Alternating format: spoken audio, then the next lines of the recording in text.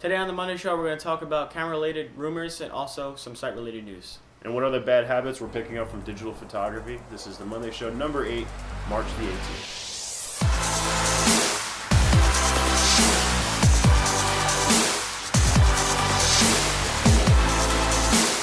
Welcome back for another Monday Show. This is Monday Show number 8, March the 18th, 2013. I'm Joe. And I'm Mike. And we're from MetroPhotog.com. This is our regular scheduled Monday Show. We are doing it on time this week.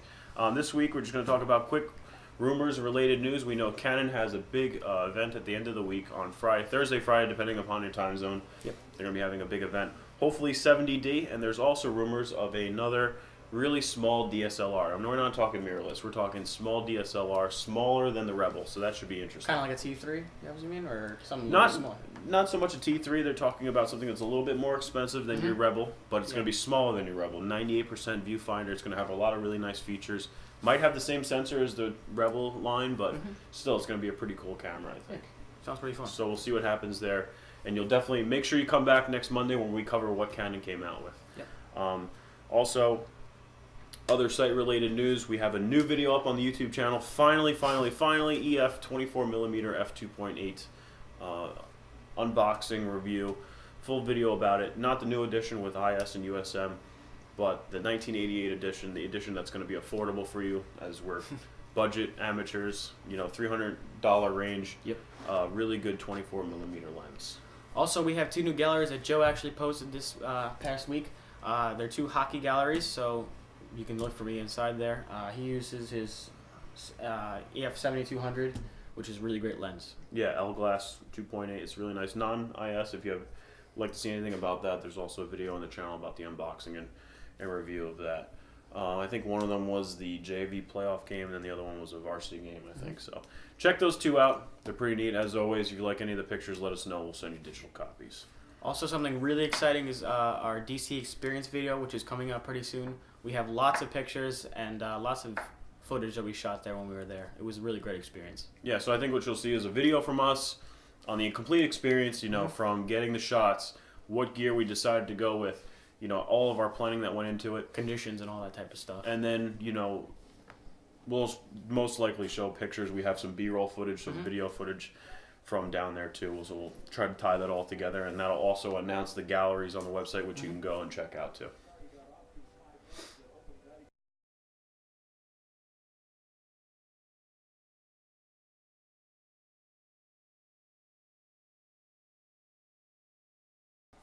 So what bad habit are we picking up from digital photography? I think the worst part about digital photography is that the computer is housing all the pictures and we're not printing them.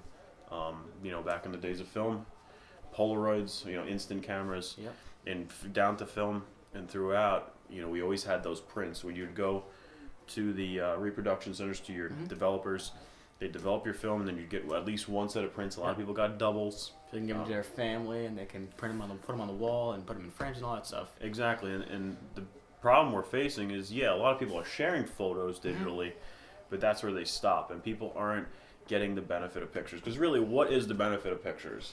It's that you can go back. It's having a single moment in time where you remember that specific moment where you took that picture and how special that moment was to you. And how that moment then turns into the other moments around it, and you're able to, think about all those times that you had from that specific picture. So the problem with digital photography is that we're not printing. Yes, there's digital photo frames, and people are viewing them on the iPad and on the, on other tablets, phones, and Facebook and Twitter, and there's all these places to share pictures, but we're not really looking at the pictures the way we used to. We don't have photo albums. Yes, there's albums on all these things, but how many people are actually looking at these pictures in a way that they used to? There's always a special feeling you get when you hold a picture in your hand. Say you have a photograph that you have when you go somewhere, there's always a special feeling that you get because you remember exactly what you were doing, what you smelled, what you felt in the air and everything. It was just a special moment in time that you wanted to capture and you wanted to remember for the rest of your life.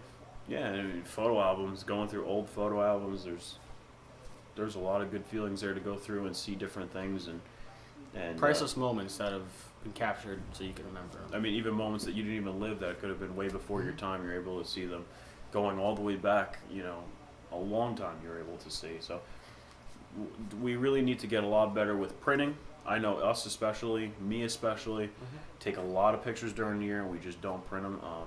I do enjoy making the photo books like these. This is 2011 New York International Auto Show when we went. This was nice. I think I did this through iPhoto. All the pictures in this were edited in Lightroom. Yep. And then we moved them over to iPhoto because at that time we were using Lightroom 3. Which was Lightroom 3 did not have the built-in books. the built-in books. So what we did was, because I didn't want to buy Aperture at the time, I used iPhoto. And it's good enough. It's good enough. And then Mike's graduation pictures from middle school. So that's another book. Big prints, buying prints from Adorama. I buy my big prints from Adorama. It's important to print your photos because these are the things that you look at, not the. I don't look at the ones on my computer. Yeah. Also, being in class when I was this past semester when I was in school, I had graphics communications class and we got to do a segment on photography, which is film photography, and we had to do from step A to Z, everything in between. We had to take the picture. We had to load the camera, learn how to use the camera, take pictures. Then we had to develop it, and then we made Develop your film first, and then we made prints in the darkroom. So I actually made use the test strip, and then you make full prints like this. I was actually one of the Olympic kids that got to do this, but you're supposed to make at least 5 8x10s, not 8x10s, 4x5s. 4x5s, and that's how you get graded in the assignment. So it was a really great experience that made me think, and it was a really fun time. And you gain a lot more appreciation for something like this. I mean, what this really is. I mean, nowadays, as you take a picture, you don't know what happens in your DSLR. Yep. And if you do print it, you send it to a shop, and it comes to you like this, you really don't gain the appreciation of all the work that went into the picture and the photo. Yeah, it's a lot of work, but it's a lot worth it in the end when you get to see what you've made. And I think it's a lot more worth it when you actually print it. I mean, you don't have to make it these size. You can get smaller sizes, and there's tons of sizes in between. Make sure that all the sizes that you're purchasing are in the format that you're shooting in, so that you don't have to crop anything or anything like that. If you're a Canon shooter, you're a 2:3 ratio, so everything has to be in that 2:3 ratio. Unless you want to crop, you want to make a square print Or a panorama. or a panorama. I mean, you could have a really skinny print. There's companies that sell frames and all. So I think the goal should be, moving forward, to print more, not spending an absurd amount of money. Yeah. I mean, you could actually save all your images to JPEGs and send them to your local drugstore around the corner where you used to get your film developed, and they'll actually print them the same way, and they're cheap. I mean, you're looking at I think it was not even half $1 per picture, which is Not expensive really at a all. lot cheaper than what people were paying for film development. So getting better with printing pictures, making albums, having the time to sit down and make albums like these. I love this one. I mean, this one, there is a lot of pictures in here. And, I mean, you get some really neat stuff that you could do in here, like full bleeds and all kinds of stuff. I think this one's pretty neat. I mean, we could put some of these pictures up on the website. Actually, I think some of them are up there. I think that is up on the website, isn't it? So, I mean, check this out. This is our New York Auto Show, a long time ago. Yeah. 2011, a couple of years now. But there's a lot of cool stuff that I thought.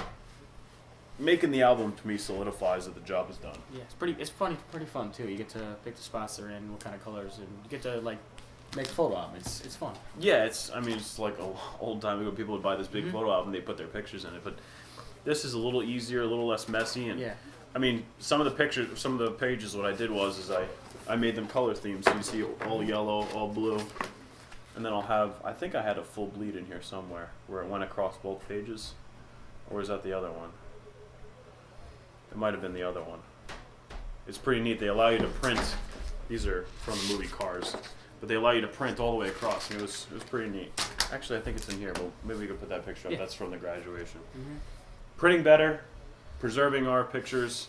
We got to get better at that. Yeah, I believe so too. It's a lot more fun and a lot more emotional when you print pictures and stuff like that. So how do you guys handle your finished product? Do you print them out? Do you put them on a digital photo frame? Do you have your own gallery that you put them up? Yeah. Put it in the comments below. We'd like to know.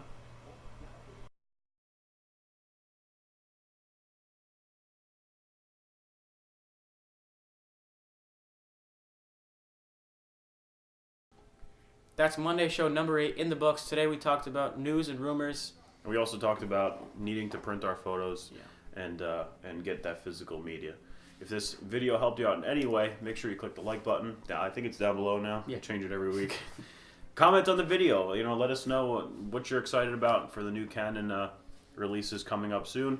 How do you print your photos? Do you print your photos? Do you put them in photo frames? How you share them with your family and all the time. Let us know how you do all that stuff. Make sure you're following all of our social links below. Facebook, Twitter, all that jazz. Yep. Instagram, I think the website Instagram is up there. jcuomo229 on Instagram. Mike_Cuomo. So make sure you check out our personal Instagrams as well. Make sure you subscribe to the channel, because the channel, we're starting to get a lot of content together and figure out where we want to go. So make sure you subscribe so that you can see all that new content. So I guess that's it. Monday show number 8. I'm Joe. And I'm Mike. And we're from MetroPhotog.com.